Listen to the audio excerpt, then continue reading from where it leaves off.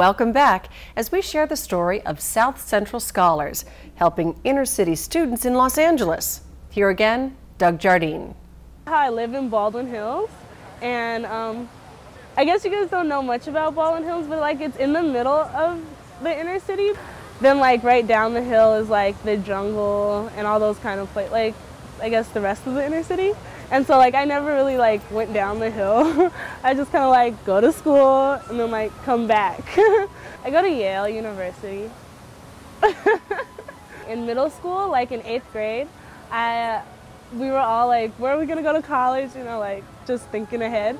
And I told my friends, I was like, I'm gonna go to Yale, you guys. And they're like, no, you're not. You're not gonna go there. And then like, I remember that in like 12th grade, I was like, hey, maybe I should apply. And like, I applied and got in. From Baldwin Hills in South Central Los Angeles to Yale University, it would be a most unlikely story, except that finding these incredible students and helping them find higher education is the exact mission and focus of the very special group, South Central Scholars. I think education is the only real way out of poverty. They've done everything they can do, and they just need a little help and some guidance to further their career. Then they come back, they help their families, and hopefully they help other students, and that's how the circle kind of starts. The sociologists call these students the survivors. These are the students that no matter what you do to them, they figure out a way to succeed. They have faced obstacles like homelessness, abuse, poverty, gangs. The vast majority of our students have not attended schools that would prepare them for college. But we don't have to motivate them. We don't have to help them understand that education is important. What we have to do is make sure they get there and help them solve problems along the way. Say a student got admitted to, we'll just say hypothetically, at USC it costs $50,000 a year to go to USC for 1 year. It's actually more than that. And USC was only able to package that student with financial aid about $48,000. So that student has an unmet need of, say, $2,000. That's where we'll come in. We'll come in and try to bridge that unmet need gap. Our strategy is to really encourage our students to take a serious look at these no-loan institutions, that exist throughout the United States. The Harvards, the Yales, the Princetons, the Ivy Leagues, but also baby Ivy Leagues, and other colleges that have adopted a no-loan policy. Due to the endowment that they have, they felt that they could go and assist students in making their package more affordable to them.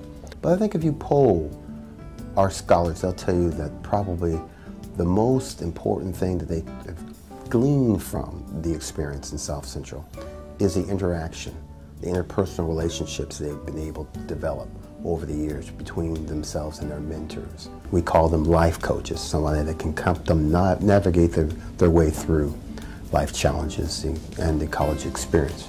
If you don't believe you can do something, you generally can't do something. It is a comprehensive effort, and the effort is paying huge dividends. I graduated from the George Washington University.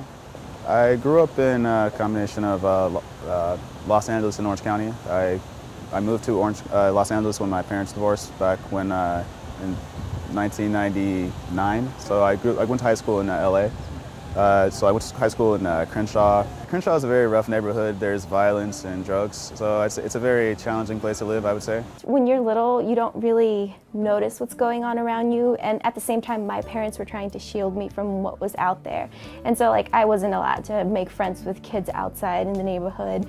So I really didn't know what was going on. But then as I started growing up and I went to high school to a different area and I noticed how different those two areas were, I realized, whoa, my neighborhood isn't great at all. You know, drugs, violence, crime, everything you can think about, it's there.